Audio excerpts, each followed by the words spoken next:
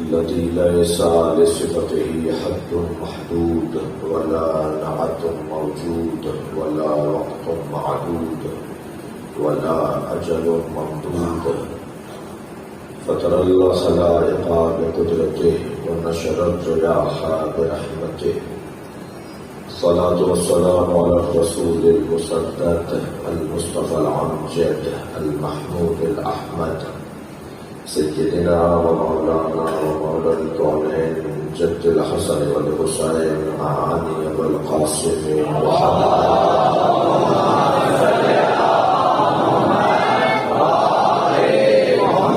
وآله الطيبين الطاهرين المعصومين الذين قال الله إنما يريد الله ليذهب عنكم الرجس أهل البيت ويطهركم تطهيرا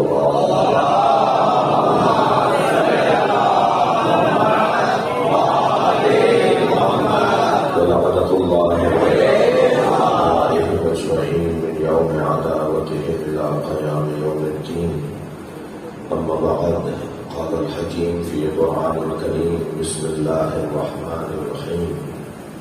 إن الذين آمنوا وعملوا الصالحات سيجعل لهم الرحمن ودا. صلوات.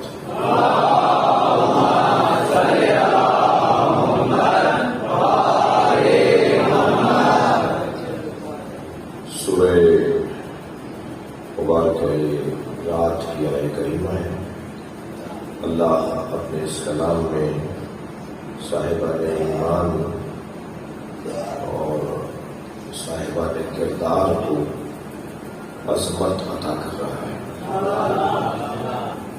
ان الذین آمنوا وعملوا الصالحات، بتحقیق جو ایمان لائے اور جنہوں نے کردار پیش کیا، جو مومن ہوئے، جو باکردار ہوئے، سیجعلو بہت جلد قرار دے گا لہم الرحمن ودا، ان کے لیے رحمان محبتوں، اللہ ان کے لیے محبتوں کا رکھتے ہیں. آج کی اس ہم سے کی دوسری مجلس میں میں اس پہ غور کرنا چاہوں گا کہ اللہ لوگوں کے دلوں میں کچھ لوگوں کی محبت ڈالے گا. وہ جو لوگوں کے دلوں میں جگہ پائیں گے، لوگ ان سے محبت کریں گے، خود بخود پہلے ان کا مقام اللہ کے نزدیک بلند ہوگا. اللہ پہلے انہیں عزیز رکھتا ہوگا، تبھی تو وہ مومن کہلائیں گے، تبھی وہ صاحب کردار کہلائیں گے. میرے عزیزوں، میرے خاص طور پہ کم سے ساتھیوں اور نوجوانوں، ہم جس گھر کے مرید ہیں اس گھر کا امتیاز یہ ہے کہ انہوں نے ہی بتایا ہے کہ اللہ کیا ہے. یعنی اللہ کی وحدانیت، اللہ کے وجود، پہلے وجود اور پھر وحدانیت، یہ دو علیحدہ باتیں. اللہ کے ماننے کے بارے میں کہ اللہ ہے، اس میں قرآن میں ایک یا دو آیتوں سے زیادہ آیتیں نہیں ہیں. اللہ ہے پر قرآن میں اللہ آیت نازل نہیں کر رہا. اللہ ہے فطری مسئلہ ہے، یعنی اگر قرآن کی آیت بھی نہ ہو تو خود انسان کا وجود پکار کے کہتا ہے کہ مجھے کسی نے بنایا ہے. ایک شخص میرے مولا امام جعفر صادق علیہ السلام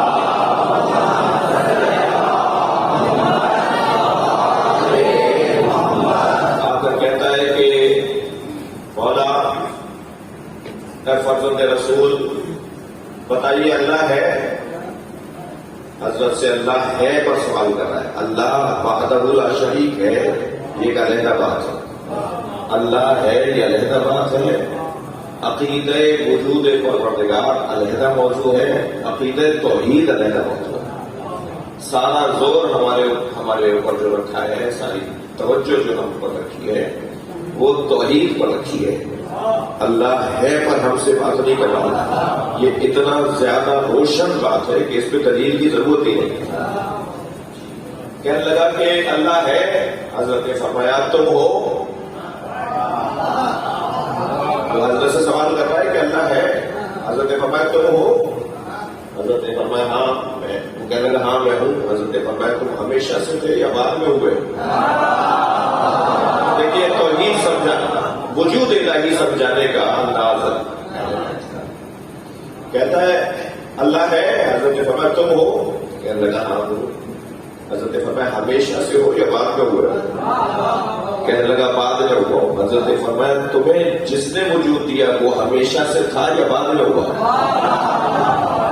کہنے لگا میرے والدین بعد میں ہوئے، ہمیشہ سے نہیں تھے. حضرت نے فرمایا تمہارے والدین جو تمہیں لانے کا سبب بنے انہیں وہ ہمیشہ سے تھے یا انہیں کسی نے دنیا میں لانے کا کوئی سبب بنا؟ کہ نہیں، انہیں بھی کوئی لے کر آیا. حضرت نے فرمایا کہیں جا کے رکنا پڑے گا، جسے کوئی نہیں لایا وہ خود سے ہے. صلوات پڑھیں گا محمد والے.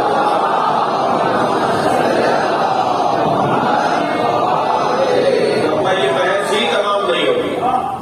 اس بحث کو مجھے خوشی ہو رہی ہے کہ میرے بھائی حضرت شاہ لطیف بھائی رحمۃ اللہ علیہ کے ابیات اور قرآن کی آیتوں کو اشعار کے ساتھ جوڑ رہے ہیں. بہت عمدہ بحث ہے، بہت علمی بحث ہے. اور سندھ پر یہ خاص عنایت ہے اللہ کی، جیسے لطیف کہا جاتا ہے.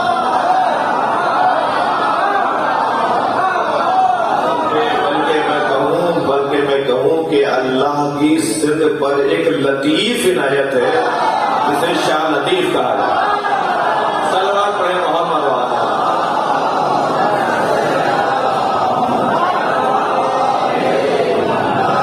وجہ بتاؤں آپ کو.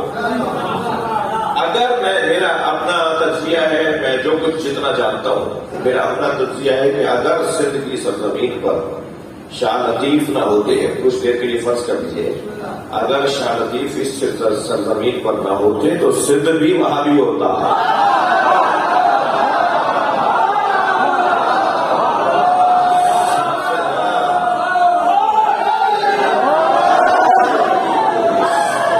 سندھ کے مزاج میں، سندھ کی زمین میں، سندھ کی مٹی میں جو مولائیت ہے، یہاں کی ثقافت میں مولائیت ہے، یہاں کی تہذیب میں اہل بیت کا پیغام ہے. میں یہ بات بارہا کر چکا ہوں اور اپنے دل سے بات کر رہا ہوں. اور یہ بات اور یہ قدرت کا کیا مصلحت ہے کہ میری مادری زبان سندھی نہیں ہے. اگر کوئی سندھی مادری زبان والا یہ بات کرتا تو اس کی نیت پہ شک کیا جاتا. آپ اس زاویے سے لیجیے. صلوات پڑھیں گا محمد والے.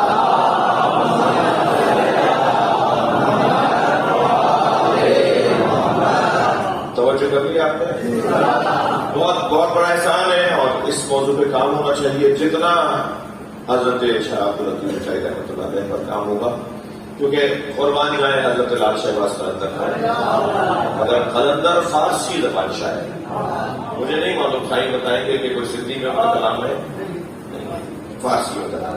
پورا دیوان ان کا موجود ہے اور ان کی کافیاں ان کے جو ابیات ہیں ایک ہی زبان میں فارسی ہے، یا بعض فارسی زبان میں کچھ عربی کے مصرے ہیں، لیکن سندھی میں نہیں ہے.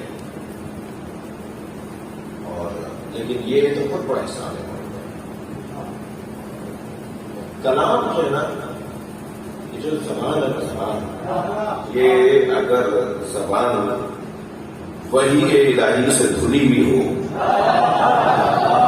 یعنی زبان پر حاکم اللہ کا کلام ہو، نا خود کہہ رہے ہیں کہ میرے شان نہیں ہے، یہ آیتیں اگر زبان وحی الہی سے دھلی بھی ہو تو دنیا ایک طرف ہو جائے، یہ بولنے والا علی رہے گا. یہ اکیلا علی رہے گا. وہ جو اللہ نے کہا نا آخری زمانے میں وجعلنا لهم لسان صدق علی کیا، اور ہم نے ان کے علی زبان، سچی زبان، سچی علی زبان عطا کر، سچی بھی اور علی بھی. وہ بولتی ہے تو حق اور سچ بولتی ہے، اور جب بولتی ہے تو چڑھ کر بولتی ہے. علی کہتے ہیں اسے کہ بلند ہو، بلندی کو علی کہا جاتا ہے. تو بلندیوں کا مالک اور بلندیوں کا حامل اور بلندیاں عطا کرنے والا ہے. تو محسوس کریں کہ اللہ کا اللہ ہے، اس پر نہ قرآن زیادہ بحث کرتا ہے. ایک آپ جو آیت ہے جیسے سورہ مبارکہ فصلت کی آیت ہے جس میں ارشاد ہو رہا ہے سنریہم آیاتنا فی الآفاق وفی انفسہم حتی یتبین لہم انہ الحق. بہت جلد ہم اپنی نشانیاں پوری کائنات میں دکھائیں گے اور ان لوگوں کے اندر اپنی نشانیاں دکھائیں گے. یعنی ہر شخص اپنی اپنی جگہ اللہ کے وجود پہ دلیل ہے، ہر فرد اپنی اپنی جگہ اللہ کے وجود پہ دلیل ہے. ہم پوری کائنات میں اپنی نشانیاں دکھائیں گے اور ان میں اپنی نشانیوں کو قرار دیں گے، دکھائیں گے. اور اتنا دکھائیں گے کہ یہ مان لیں گے کہ اللہ ہے. تو قل هو اللہ احد، کہہ دیجیے اے میرے حبیب وہ اللہ احد ہے. یہ وہ کا اشارہ اس کے وجود پر دلیل ہے، احد کا اشارہ، احد کا پیغام توحید پہ دلیل ہے. لہذا اللہ یہ نہیں کہہ رہا کہ اس اللہ کو مان لو. اللہ کو ماننے کی بات نہیں کر رہا، اللہ کو ایک ماننے کی بات ہو. میں موحدوں سے بات کر رہا ہوں. صرف بھائی اندر آ جائے تو ہمیں اچھا لگے گا. ایک جگہ تھوڑی سی آیت لیجیے گا تو اس پر لگے سلوات پڑھ لیجیے گا محمد.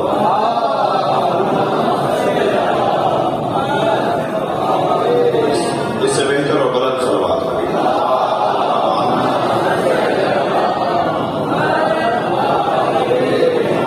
اندر باہر تمام مومنین مل کے سلوات ہوگی.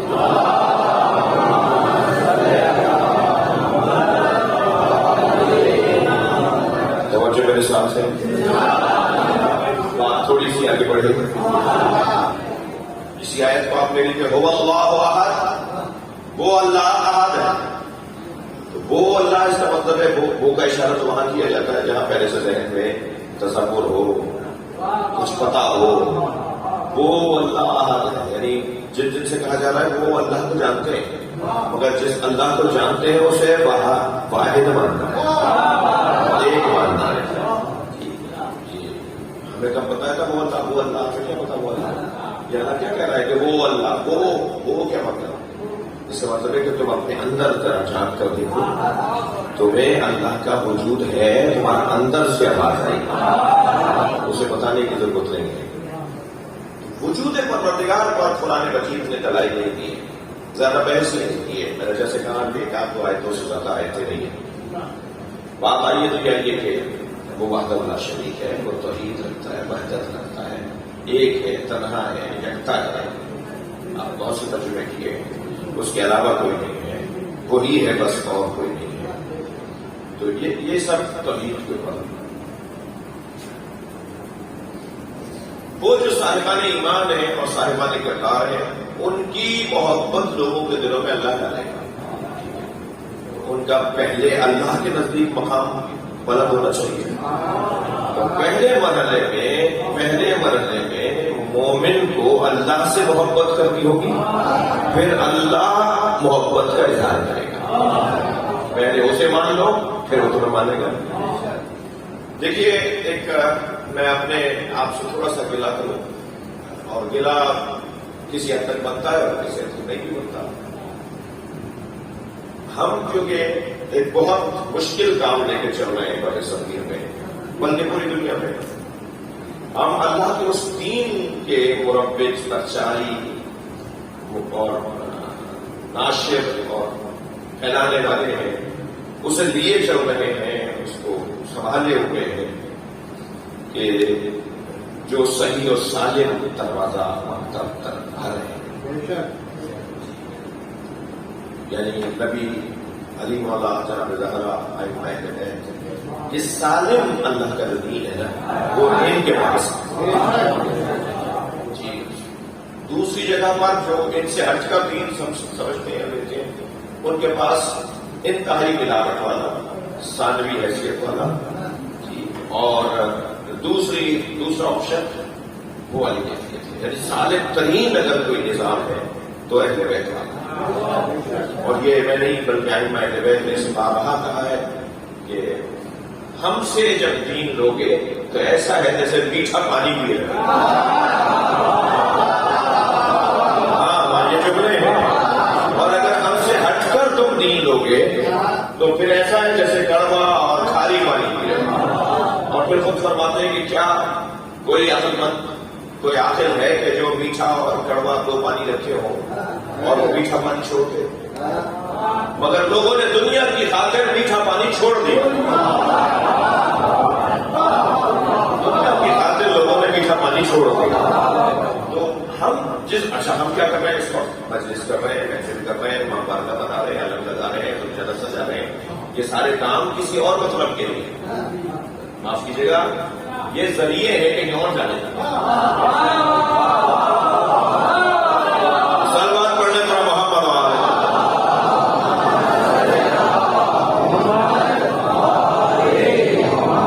تاکہ رستہ گم نہ کرنے پائے۔ جی ایک لفظ میرے بچوں نے سنا ہوگا، سنگ میل۔ پہلے زیادہ ہوتا تھا، اب تو وہ بورڈ بن رہے ہیں اور اب تو وہ بھی نہیں بن رہے، اب تو گوگل بتاتا ہے کہ کتنے کلو میٹر رہ گئے ہیں۔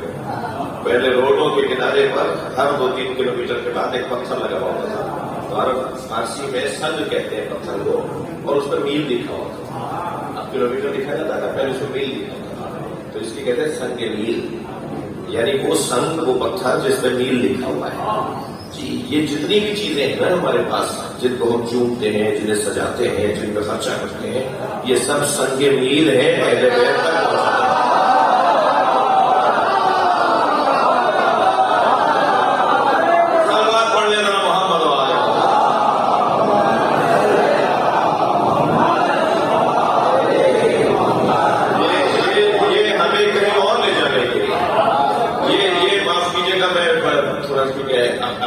عقیدتوں کا مسئلہ ہے، اس لیے ذرا محتاط ہو کے بات کر رہا ہوں، توجہ میری طرف رہے گی۔ عقیدتوں کا مسئلہ ہے، لہٰذا محتاط بات کر رہا ہوں۔ یہ ہماری منزل نہیں ہے، یہ ذریعہ ہے، کہیں اور لے جائے گا، اور کہیں گم نہ ہونے پائے، کہیں بھولنے نہ پائے۔ یہی مائک ہے نا، میں ابھی اسی کو چیک کروں گا، اس کے اوپر کوئی نہ کوئی لوگو لگا ہوگا، کس کمپنی کا ہے اس مائک پر لکھا ہوگا، اتا اسٹار کے اوپر بھی کہیں جا کر کوئی بہت باریک سا کچھ لکھا ہوا ہوگا جو بتائے گا کہ کس کمپنی کا ہے۔ ہر چیز، آپ کی کیمرے لگے ہوئے ہیں، یہ پنکھے لگے ہوئے ہیں، ہر چیز کو آپ ذرا دائیں بائیں اوپر نیچے ٹٹول کے دیکھیں گے تو کہیں نہ کہیں بورڈ لگی، یہ بھی ہے کس کا، خریدا چاہے کسی نے بھی ہو، ذمہ دار وہ نہیں ہے۔ یہ پیسے دے کر آتے ہیں، خراب ہو جاتا ہے، پھر اسی سے جا کے بات کرتے ہیں جس کی مہر لگی ہوئی ہے،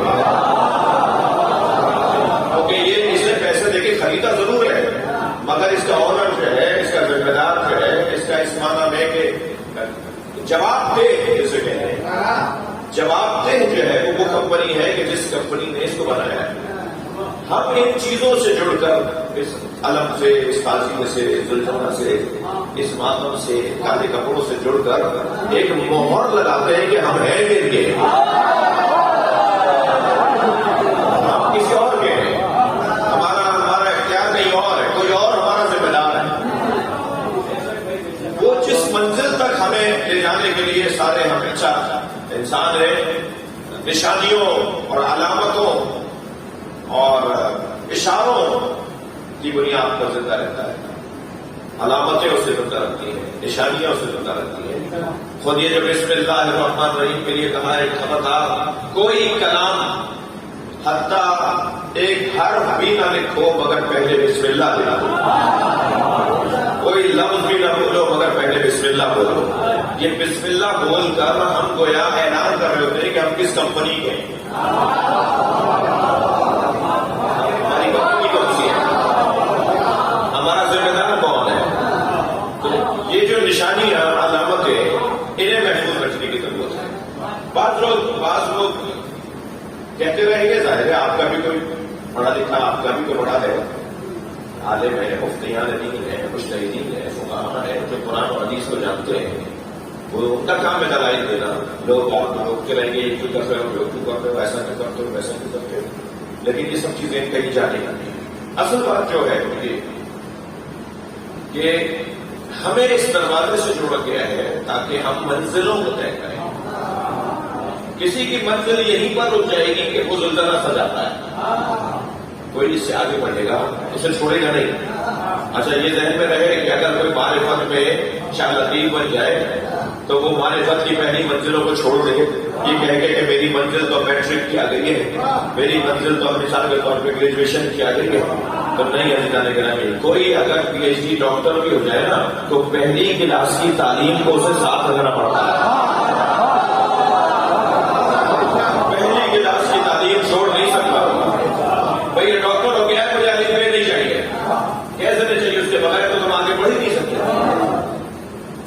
وہ ایک صوفیوں کے یہاں ایک نظریہ ہے جس کو ہم نہیں مانتے. وہ نظریہ یہ ہے کہ شریعت کے بعد معرفت، معرفت کے بعد طریقت، طریقت کے بعد حقیقت. تو وہ کہتے ہیں شریعت کے بعد معرفت، معرفت کے بعد طریقت اور طریقت کے بعد حقیقت. وہ کہتے ہیں کہ جب شریعت کے بعد کا مطلب یہ ہے کہ جب شریعت پر خوب عمل ہو گیا اور معرفت حاصل کر لی تو اب شریعت کی ضرورت نہیں ہے. اور جب معرفت حاصل سے گزر گئے اور طریقت پر آ گئے تو اب پھر معرفت کی ضرورت نہیں ہے. اور معرفت اور طریقت تک پہنچ گئے اور اگر حقیقت تک پہنچ گئے تو پھر آپ معرفت طریقت کی ضرورت نہیں ہے. یعنی وہ کہتے ہیں بعد والی منزل پر جب آپ پہنچ جائیں گے تو پچھلی منزل کی ضرورت نہیں ہے. یہ صوفی کہتا ہے، عارف یہ کہتا ہے کہ تم حقیقت تک بھی پہنچ جاؤ تب بھی تمہیں شریعت کی ضرورت ہے. جواب دینے جا رہا ہوں، دلیل دینے جا رہا ہوں. حقیقت تک علی پہنچے تھے تبھی کہہ رہے تھے ابن ملجم کو کہ یہ مجھے قتل کرے گا، اور حضرت کے چاہنے والوں نے کہا کہ مولا یہ اگر آپ کا قاتل ہے تو اسے مار دیتے ہیں. تو حضرت نے فرمایا کہ جرم سے پہلے سزا کیا دے. جو حقیقت تک پہنچا ہوا تھا اس نے شریعت کو چھوڑا نہیں.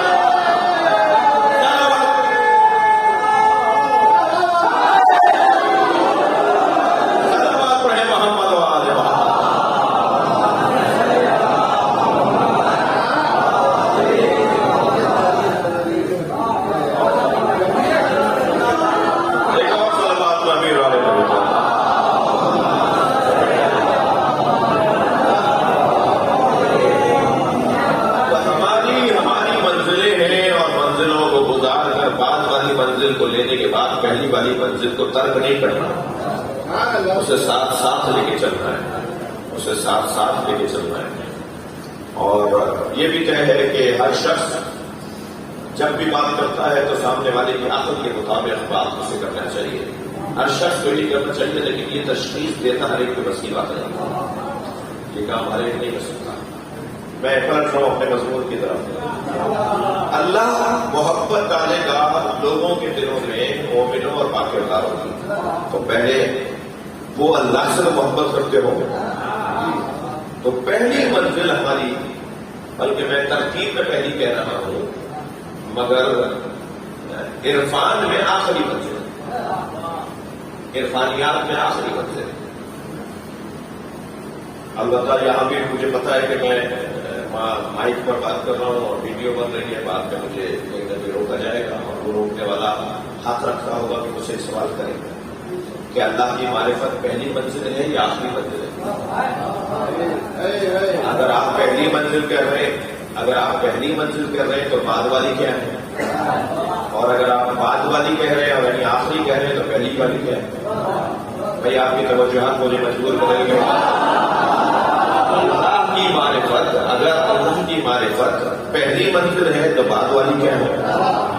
تو میں کہوں گا کہ اللہ کی معرفت پہلی والی منزل ہے تو بعد والی کے لیے تو قرآن نے خود اعلان کیا ہے. سورہ مبارکہ مائدہ کی 55 آیت میں ارشاد ہو رہا ہے انما ولیکم اللہ ورسولہ والذین آمنوا الذین یقیمون الصلاۃ ویؤتون الزکاۃ وهم راکعون. سلمان پڑھے محمد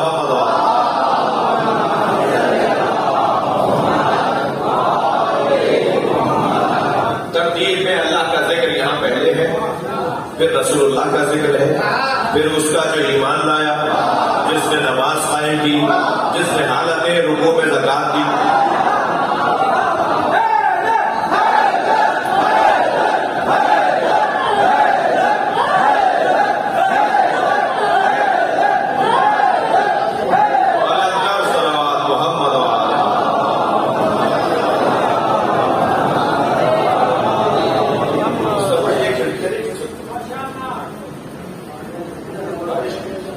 ایک اور صلوات نبی کے ساتھ.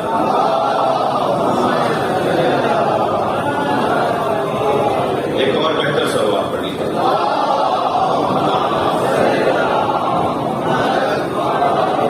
ایسے لوگ میں نے تو پوچھا ہے، بلوایا نہیں ہے.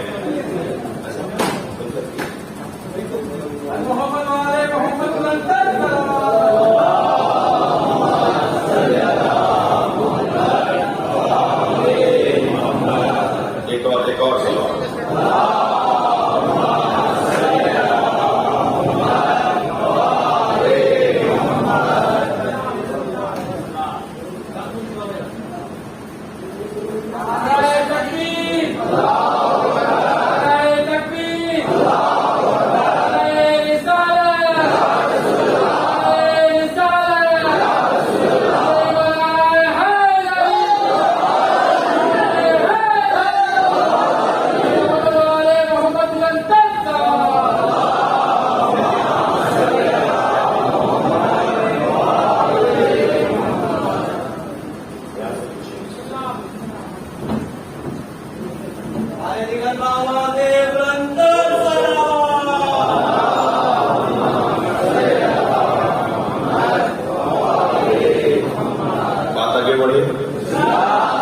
یعنی اگر میں کہوں کہ اللہ کی معرفت حاصل کرنا ترتیب میں پہلے، پھر رسول اللہ کی انما ولیکم اللہ، تمہارا ولی اللہ، اور رسولہ، اور اللہ کے کا رسول، اس کا رسول تمہارا ولی.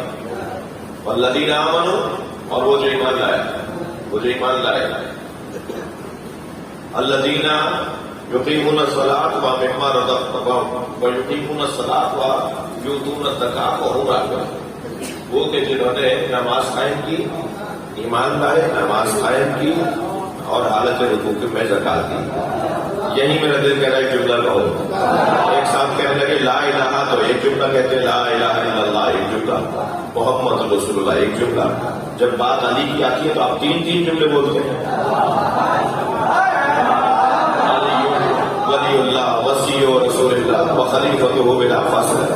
اللہ کے بارے میں ایک جملہ لا الہ الا اللہ، نبی کے بارے میں ایک جملہ محمد رسول اللہ، علی کے بارے میں 3 جملے.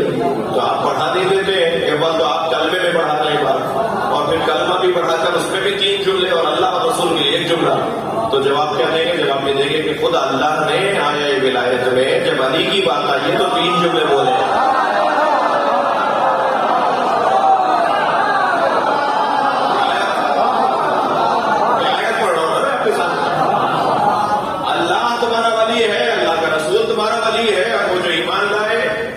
جنہوں نے نماز قائم کی، جنہوں نے حالت رکوع میں زکات دی، تو ایک ہی تو ہے وہ. ایک وجود کے بارے میں اللہ 3 جملے قرآن میں کہہ رہا ہے. خود اللہ چاہتا ہے کہ علی علی زیادہ ہو.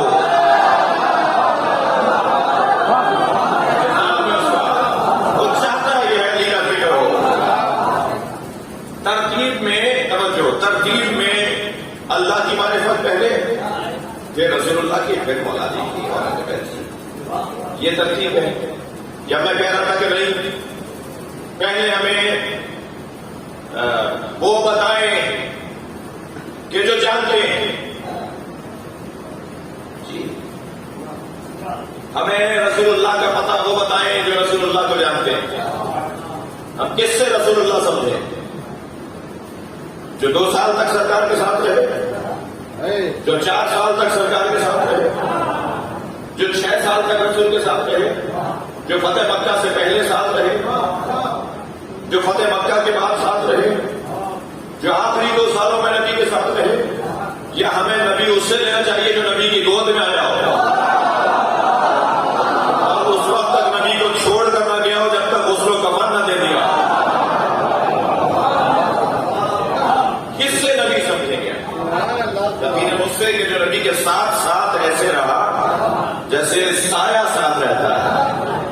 حقیقت بار جملہ کہہ رہا ہوں، جس نبی کا سایہ نہیں تھا اسی نبی کے سائے کو علی کہتے ہیں.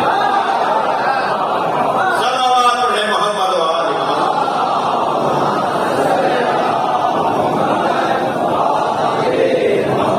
ہمیں رسول اللہ کون سمجھائے گا؟ مولا علی. اور اللہ کون سمجھائے گا؟ رسول اللہ. تو اب اگر ترتیب یہ رہے کہ پہلے ہمیں اہل بیت کی معرفت حاصل کرنی چاہیے تاکہ وہ ہمیں رسول کی معرفت کروائے اور پھر رسول ہمیں اللہ کی معرفت کروائے، یا ترتیب اس کے برخلاف ہے کہ پہلے ہمیں اللہ کی معرفت ہونی چاہیے، پھر ہمیں رسول اللہ کی ہونی چاہیے، پھر اہل بیت کی ہونی چاہیے. میں کہتا ہوں دونوں پر کوئی منفی تبصرہ نہیں ہے. دونوں رستے اہل دل کے ہیں. میں بڑے احتیاط کے ساتھ بات کر رہا ہوں. دونوں رستے اہل دل کے ہیں. اب میں دلیل دینے جا رہا ہوں ایک فلسفی انداز سے. اگر وہاں سے یہاں کا رستہ اپنائیں تو پہلے اللہ، پھر رسول اللہ، پھر علی اور اہل بیت. اور اگر یہاں سے وہاں کا رستہ اپنائیں تو پہلے علی، پھر رسول اللہ، پھر اللہ. یعنی اگر ہم نزولی رستہ اپنائیں تو پہلے اللہ کی بات ہوگی، پھر رسول اللہ کی بات ہوگی، پھر علی کی بات ہوگی. اور اگر ہم کہیں کہ سعودی رستہ اپنائیں تو پہلے بات علی کی ہوگی.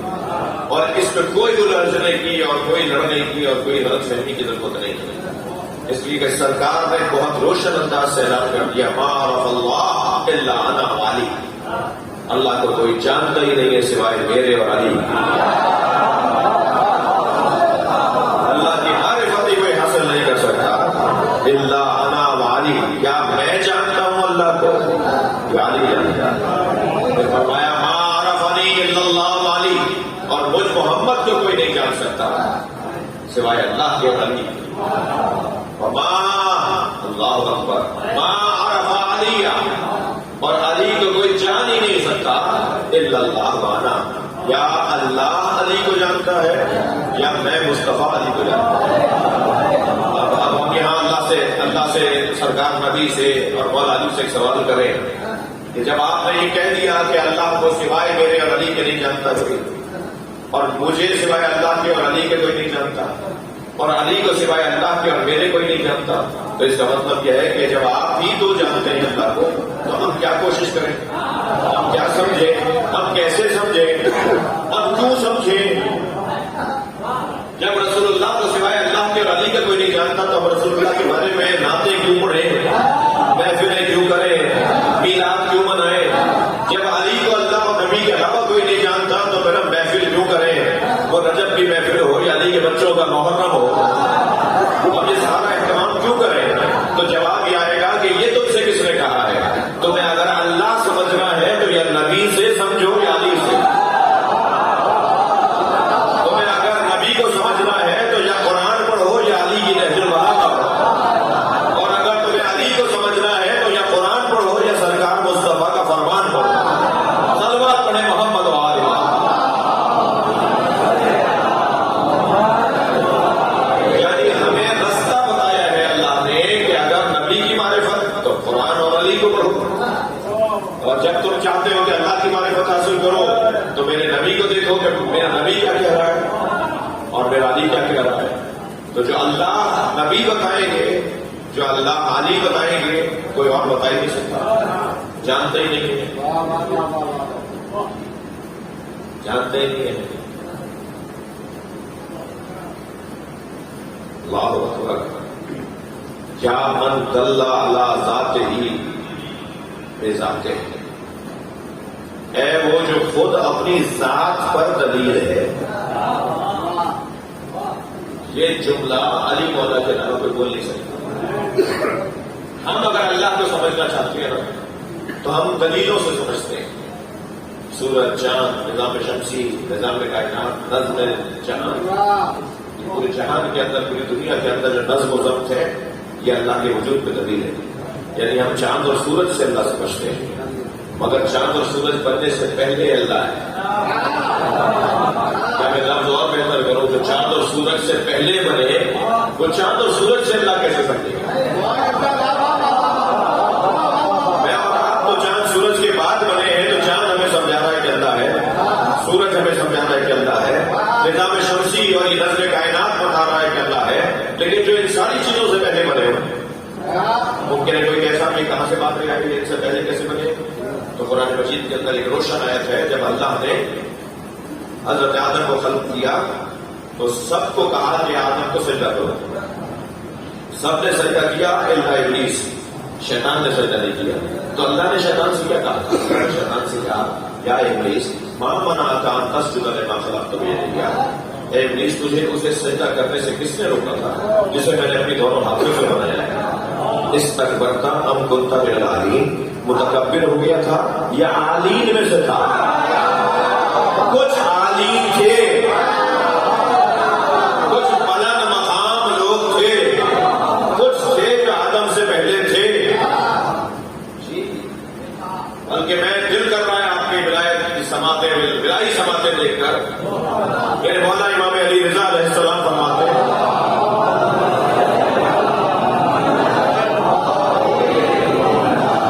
مولا فرماتے ہیں کہ یہ جو لا تقربا هذه الشجرہ، اے آدم و حوا اس درخت کے قریب نہ جانا۔ جی یہ درخت کون سا درخت تھا؟ کیا جی گندم کا تھا؟ جی جو کا تھا؟ اور حضرت آدم و حوا اس درخت کے قریب چلے گئے، اس پودے کے قریب چلے گئے، وہ کھا لیا۔ یہ ظاہر ہے، اس کا باطن امام رضا بتا رہے ہیں۔ امام فرماتے ہیں وہ درخت جس کے یہ قریب چلے گئے وہ درخت ہم اہل بیت کی عظمت ہے۔ آدم نے کچھ دیر کے لیے سوچا تھا کہ میں ان جیسا ہوں،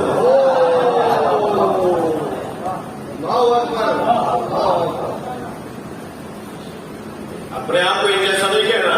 یہ جو درخت شجرہ طیبہ، خبردار آدم انہیں اپنے جیسا، خود کو اپنے جیسا نہیں کہنا، ان جیسا نہیں کہنا۔ جیسا اللہ نے پنجتن کو بنایا کسی کو نہیں بنایا، کوئی نہیں تھا اور پنجتن تھے۔ سنگین بات ہو گئی تھوڑی سی، سلوات پڑھا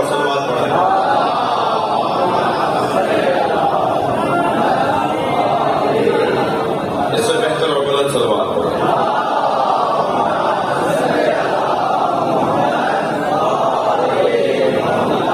ہماری یہ بڑی مصیبت کی کیمرے، بہت بڑی مصیبت ہے اس میں سوشل میڈیا۔ آپ سب کو، مجھے بھی اچھا لگتا ہے مگر خطرناک بھی ہے، یہ نااہلوں تک پیغام پہنچاتا ہے۔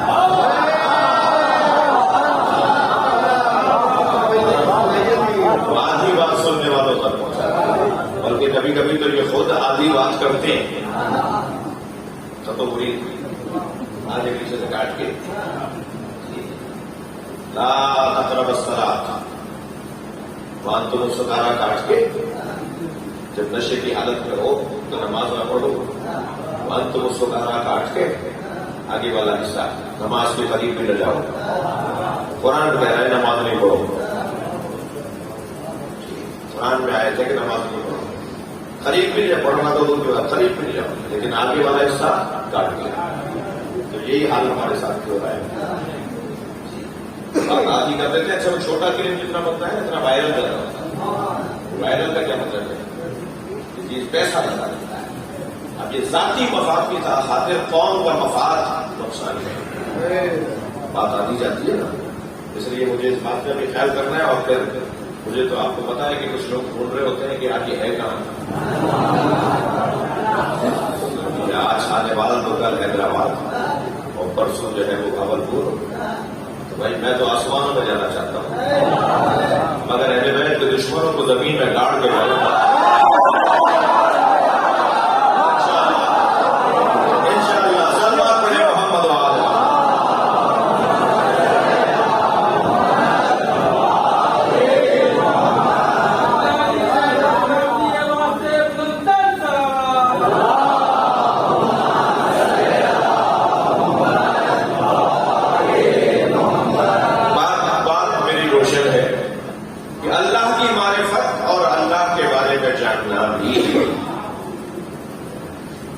بلکہ میں کہوں کہ اصلی ہدف، اگر ہم یہاں سے وہاں جا رہے ہیں تو اصلی ہدف اللہ ہے۔ اصلی ہدف اللہ ہے، ہمیں اللہ کی معرفت تک پہنچنا ہے۔ اللہ کی محبت کیسے حاصل کریں؟ بات بہت زیادہ، ٹائم بہت ہو گیا ہے، آج ہم تھوڑا دیر سے بھی بیٹھے ہیں، موسم بھی ایسا ہے کہ کسی بھی وقت اللہ کی رحمت برسنے لگے گی اور ہمیں سمیٹنے کے لیے گھر جانا پڑے گا۔ کیا کریں، ہماری شہری انتظامیہ نے مجموعی طور پر بعض شہروں کے حالات بہت اچھے ہیں، حیدرآباد بہتر ہو گیا ہے، خیر پور بہتر ہے، دربار یار بہتر ہے جی، باقی ایک آدھ دو بھی شہر اور ہوں گے مجھے یاد آ جائیں گے، لیکن مثلاً کچھ شہر بہتر ہے، کچھ شہروں کو تو آپ دیکھ رہے ہیں کہ حال کیا ہے، برا حال ہے۔ اللہ کی رحمت سے کبھی بھی غصہ نہ کیجیے گا، اللہ کی رحمت سے کبھی غصہ نہ کیجیے۔ بعض لوگ جو کہتے ہیں کہ موسم خراب نہیں، موسم خراب نہیں، موسم ہمارے ساتھ ہم آہنگ نہیں ہے، موسم ہمارے ساتھ جڑا ہوا نہیں، ہم ایسے نہیں ہیں کہ اس موسم کو برداشت کر سکیں، ورنہ اللہ کا کوئی کام حکمت کے بغیر نہیں ہے، اس کے پیچھے کوئی نہ کوئی اللہ کا راز ہے۔ ہمارا شہر اس قابل نہیں ہے، ہمارا علاقہ اس قابل نہیں ہے، اور نہ تو رحمت ہے۔ اور ویسے بھی یاد رہے میرے عزیزو، پانی اہل بیت کے نام پہ برستا ہے، اہل بیت والے پانی کے مخالف نہیں ہوتے۔ اللہ پانی برساتا ہی اہل بیت کے نام پر ہے، سلمان پڑے گا محمد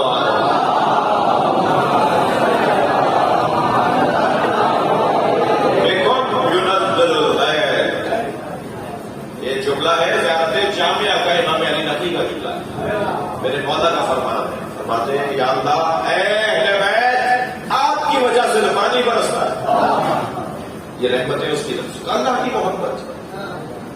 کیا کریں، آج ایک دو پوائنٹ لے لیجیے، اس کے بعد پھر دیکھتے ہیں کل کیا بات۔ کیا کریں کہ اللہ کی محبت دلوں میں بیٹھے؟ ہمیں ہدف ہمارا یہ ہے کہ ہمیں اللہ کی معرفت حاصل کریں۔ ویسے بھی مسجد میں بیٹھے ہیں، تھوڑا سا مسجد کا بھی اثر آنا چاہیے، اللہ کی معرفت حاصل کرنی ہے، تو اللہ کی معرفت، اللہ کی محبت، اللہ کا قرب کیسے حاصل ہوگا؟ سب سے پہلا نقطہ، میں نے 9 نقطے سوچے تھے سیدہ کے برکت سے، 9 نقطے سوچے ہیں کہ اللہ سے محبت کیسی ہوگی۔ پہلے محبت اللہ سے ہونی ہے، اسی کو ایمان کہتے ہیں، پھر ایمان کا نتیجہ ہے عمل صالح، اور پھر جب ایمان اور عمل صالح ہو جائے تو پھر اللہ لوگوں کے دلوں میں ان کی محبت ڈالتا ہے۔ تو پہلا مرحلہ کیا ہوا؟ ایمان یعنی اللہ سے محبت۔ اللہ کی محبت کیسے حاصل ہوگی؟ اللہ کی محبت کا ایک رستہ، پہلا ذریعہ کثرت سے ذکر الہی، کثرت سے اللہ کا ذکر، اللہ کو زیادہ سے زیادہ یاد رکھنے سے اللہ سے محبت بڑھے گی، زیادہ سے زیادہ اسے یاد کیا جائے۔ اس کے یاد کرنے کے 50 طریقے ہیں، ان سارے طریقوں کو اگر ایک خلاصہ ایک لفظ میں کہیں کہ ذکر الہی، اللہ کا ذکر، اب وہ ذکر کبھی حج کی صورت میں ہوگا، وہ ذکر کبھی نماز کی صورت میں ہوگا، وہ ذکر کبھی روزے کی صورت میں ہوگا، وہ ذکر کبھی ذکر کی صورت میں ہوگا، پھر ذکر کی قسمیں بنے گی، ذکر لسانی بنے گی، ذکر قلبی بنے گی، ذکر جواہری بنے گی، اور اس طرح پھر وہ ذکر حقیقی بنے گی، یعنی کبھی صرف زبان ذاکر ہوتی ہے، کبھی دل بھی ذاکر ہو جاتا ہے، کبھی اعضاء و جوارح بھی ذاکر ہو جاتے ہیں، اور کبھی یہ پورا وجود ذاکر نہیں ذکر بن جاتا ہے، یعنی کہ اگر سو بھی رہا ہو تو اس کی سانس اللہ کا ذکر بن جاتا ہے، اس کا خواب دیکھنا بھی ذکر الہی ہو جاتا ہے۔ ایک ایسا بھی وقت آتا ہے جو کثرت سے ذکر الہی کر رہا ہو کہ پھر اس کا سانس لینا بھی ذکر الہی ہو جاتا ہے، توجہ چاہو، اس کا سانس لینا بھی ذکر الہی ہو جاتا ہے۔ یہ جو مجلس ہے نا، اس کی ایک برکت یہ ہے، جتنی دیر تک آپ مجلس میں بیٹھے نا تو جتنے سانس لیں گے نا یہ ذکر الہی ہے۔ میں نے یہ آپ کو حدیث کا مفاد سنایا ہے، مجلس کی حالت میں جتنی دیر آپ بیٹھے رہیں گے، یعنی جہاں نبی اور آل نبی کا ذکر ہو رہا ہو، وہاں اگر آپ بیٹھ جائیں تو سانس لینا تسبیح ہے. نفس المحموم فی غمنا تسبیح. حدیث سنائیے بنا. ہمارے غم میں جمع ہونے والوں کا سانس لینا، ہمارے غم میں جمع ہونے والوں کا سانس لینا تسبیح ہے. یہ جتنی دیر آپ بیٹھے ہوئے ہیں تو جہاں بیٹھا ہوا ہے اور اس نیت سے کہ میں فلاں جگہ جا رہا ہوں، یہ سانس لینا تسبیح ہے. یا حسین کے ذکر میں سانس لینا تسبیح ہے، یا روزہ رکھ کے سانس لینا تسبیح ہے.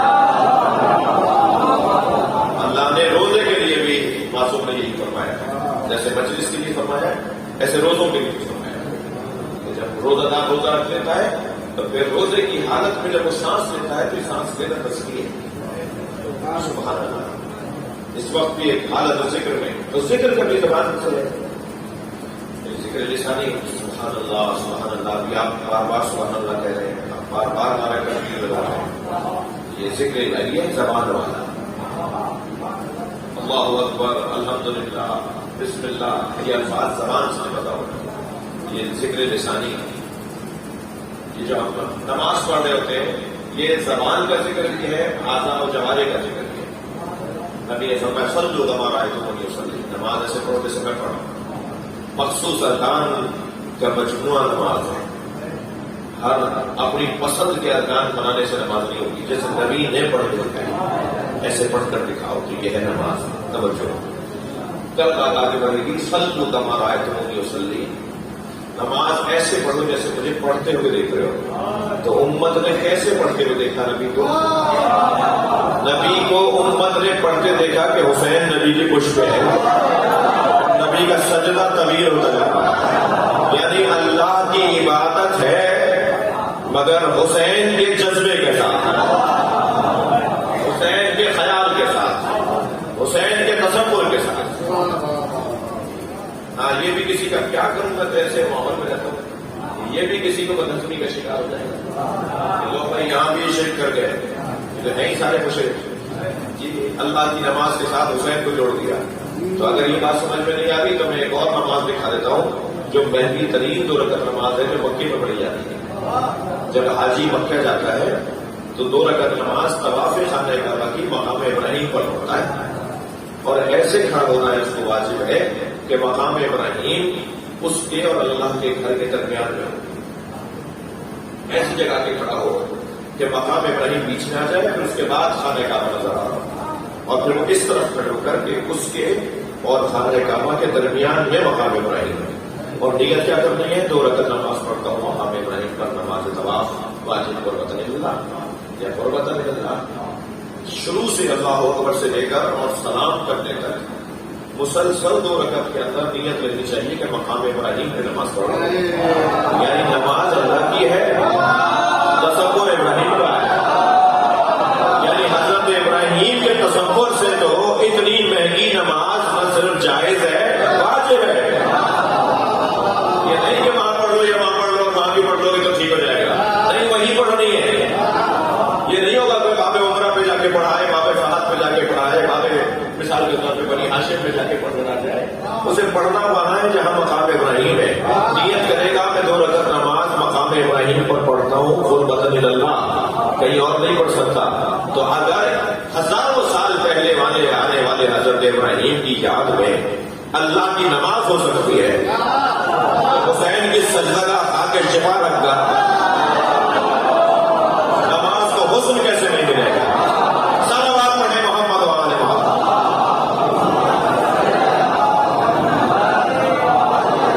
یہ جو کھا کے شفا کی آپ ایک کھا کے شفا رکھتے ہیں، سجدہ بنا کر رکھتے ہیں، یہ سجدہ ہے اللہ کا مگر جذبہ حسینی کے ساتھ. سجدہ ہے اللہ کا مگر جرأت حسینی کے ساتھ. اللہ اپنا سجدہ چاہتا ہے حسینیت کے ساتھ. وہ نمازیں شاید نہیں، یقیناً منہ پہ مار دی جائیں گی جن نمازوں کی روح حسین کا ہو. نمازوں کی روح حسین ہونا ہے. نماز پڑھ رہے سجدے کی حالت میں حسین پشت نبی پر بیٹھے ہیں. اور یہ واقعہ ایک دفعہ کا نہیں ہے، کیونکہ ایک دفعہ کا ہوتا تو جو جماعت میں تھے وہی راوی بن جاتے، بار بار ہوگا تاکہ کوئی رہ نہ جائے، ساری امت دیکھ لے کہ حسین نبی کے پشت پہ بیٹھتے رہے، اور ساری امت دیکھ لے کہ نبی نے پشت سے اتارا نہیں حسین۔ ورنہ اگر ہمارا بچہ ہو تو کیا حکم ہے؟ ہمارا بچہ ہو تو کوئی آئے دوڑ کر بچے کو گود میں لے کے اتار دے، گھر کی خاتون، گھر کا کوئی اور فرد جو دیکھ رہا ہو، مسجد میں دوسرا نمازی جو دیکھ رہا ہو کہ بچہ بیٹھ گیا ہے نماز حالت میں پوچھتے نمازی پر، وہ اتار دیں یا یہی ہاتھ پکڑ کے اتار دیں۔ فعل خلیل نماز کو باطل نہیں کرتا۔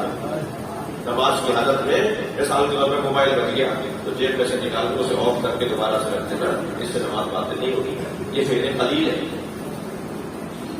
وہ جو نبی فعل خلیل کو جائز کہہ رہے ہیں نماز کی حالت میں، جو نبی خود فرما رہے ہیں کہ فعل خلیل نماز کی حالت میں جائز ہے، اس نبی نے یہ فعل خلیل انجام کیوں نہیں دیا کہ حسین کو اپنی پشت سے اتارا کیوں نہیں؟ ذرا سلمان پڑھے مولا حسین کے ساتھ۔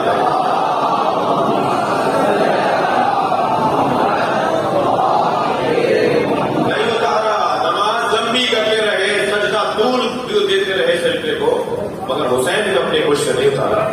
ساری امت کو دکھانا چاہ رہے تھے کہ اللہ بھی تمہارا سجدہ قبول کرے گا، مگر حسین کی محبت کے ساتھ، اور نہ صرف قبول کرے گا بلکہ تمہارے سجدے کو اللہ تمہاری روحانیت فضیلت کا ذریعہ بنا دے گا۔ تو اس جذبے کے ساتھ میری بارگاہ میں آؤ عزیزو، وہ حسین جو حالت سجدہ میں ہے اور گردن سے خنجر چلنا شروع ہو، اور جوں جوں ضربتیں لگتی چلی جائیں، ایسے ایسے امام حسین کی زبان کی تسبیح بسم اللہ وباللہ وفی سبیل اللہ وعلی ملت رسول اللہ تب علیک انک تواب الرحیم، اور پھر الحمدللہ سبحان اللہ، یہ وہ ذکر ہیں جو امام حسین نے اس وقت اپنی زبان پہ جاری کیے جب حسین مولا کے گردن پہ خنجر چل رہا تھا، اور اس لعین نے خنجر کو کند کیا تھا یا کسی بیوی کے ہاتھوں کی وجہ سے وہ خنجر کند ہو گیا تھا۔ جب محشر میں سیدہ لائی جائیں گی، سیدہ کے ہاتھوں پر اس خنجر کا نشان ہوگا جو حسین کے گلے پہ چلا تھا۔ ایک ماں ہے جو اپنے بچے کے گلے میں ہاتھ رکھے بیٹھی ہے اور شیب الخنجر چلا رہا ہے، ایک خنجر سے ماں بھی زخمی ہو رہی ہے اور بیٹا بھی زخمی ہو رہا ہے۔ اور پھر ایک ایسا وقت آیا کہ امام حسین کے سر اقدس کو بدن سے علیحدہ کیا جانے لگا۔ اس وقت میں ایک بہن تھی جو ٹیلے میں کھڑی دیکھ رہی تھی، اللہ آپ کو کربلا لے جائے، اور وہ جگہ بھی آپ دیکھ کر آئے جہاں جناب زینب نے کھڑے ہو کر دیکھا تھا کہ میرے بھائی ذبح کیا جا رہا ہے، اور دور سے پکار رہی تھی کوئی ہے جو میرے ماں جائے کو بچائے، کوئی ہے جو میرے بھائی حسین کو بچائے، مگر کسی نے جواب نہیں دیا، کسی نے جناب زینب کا جواب نہیں دیا۔ عرب خواتین کا دستور ہے کہ اگر کسی خاتون کو، عرب خاتون کو کوئی چیز چاہیے ہوتی ہے اور کوئی مدد درکار ہوتی ہے اور وہ گلی میں روڈ پہ رستے پہ آ کر اپنے دونوں ہاتھ سر پہ رکھ دیتے ہیں تو گزرنے والے سمجھ جاتے ہیں کہ اسے کسی مدد کی ضرورت ہے۔ علی کی بیٹی نے کئی مرتبہ سر پہ ہاتھ رکھے مگر کسی نے بڑھ کر نہیں کہا کہ زینب تمہیں کیا چاہیے۔ پھر خود ہی مقابلہ علی کوئی ہے جو میرے حسین کو بچائے، اجرکم اللہ کی آوازیں غلط ہو رہی ہیں، جب غلط آواز سے بولتے ہیں اس کا ثواب کچھ اور ہے۔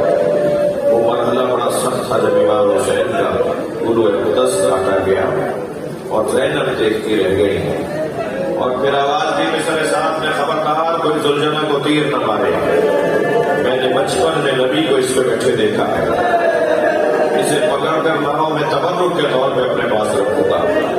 سپاہی بڑھے ذوالجناح کو پکڑنے کے لیے، مگر ذوالجناح اس وقت غم میں تھا، حسین مولا کے ماتم میں تھا، امام حسین کے دکھ میں تھا۔ جو بھی سپاہی اس کے قریب آتا تھا یہ اپنے پیروں سے اسے زخمی کرتا تھا۔ مقتل کہتا ہے کہ 80 سپاہیوں کو ذوالجناح نے زخمی کیا، کسی کے قابو میں نہیں آیا، کسی کے قابو میں نہیں آیا۔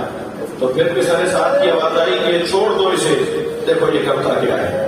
جب سپاہی پیچھے ہٹ گئے نا تو اس نے دائیں بائیں دیکھنا شروع کیا، اسے اندازہ ہوا کہ اپنی حفاظت میں حسین سے دور ہو گیا ہے، تو پھر دوڑا ہے اس طرف جہاں حسین کو اتارا تھا، مگر جب پہنچا تو لاشیں بکھرے ہوئے تھے، لاشوں کے درمیان کھڑا ہو کر ہر لاشے کو سونگھتا تھا، ہر لاشے پہ جا کے سونگھتا تھا، ایسا لگ رہا تھا جیسے اپنا پھول تلاش کر رہا ہوگا، سونگھتا سونگھتا اسی لاشے پہ پہنچا کہ حسین کا لاشا تھا۔ امام کی کٹی ہوئی گردن سے خون نکل رہا تھا، اس نے اپنی پیشانی کو خون سے رنگین کیا اور زمین کربلا پہ ایسے پیر مارنے لگا جیسے ماتم کر رہا ہو، اور گلے سے ایسے آواز نکلنے لگی جیسے نوحہ پڑھ رہا ہو، اور ماتم کرتا ہوا نوحہ پڑھتا ہوا دوڑا ہے خیموں کی طرف۔ آپ نے سنا ہے نا، بیٹیوں کو باپ سے محبت ہوتی ہے اور باپ بھی بیٹیوں سے بڑا پیار کرتے ہیں۔ میں نے کربلا کے مقتل میں دیکھا کہ گھوڑا ڈھونڈ رہا تھا کہ سکینہ کہاں ہے، اور اسی خیمے میں جا کے رکا جہاں جناب سکینہ تھی۔ جب اس نے بہت پیر مارے اور بیوی نے بابا کے گھوڑے کی آہٹ سنی تو باہر آئی، خالی گھوڑا کھڑا دیکھا تو انتہائی وقار کے ساتھ آگے بڑھی، گھوڑا گردن جھکاتا رہا۔ جب قریب گئی نا بی بی سکینہ تو اس کے سر پر ہاتھ رکھ کر، اس کی گردن پہ ہاتھ رکھ کر بس ایک ہی سوال کیا، یا جواد و ابی حل سوتیا آگے ہم خود لاشادہ، اے میرے بابا کے بابا فات ہو رہے ہیں، مجھے بس اتنا بتا دے، میرے بابا کو پانی پلا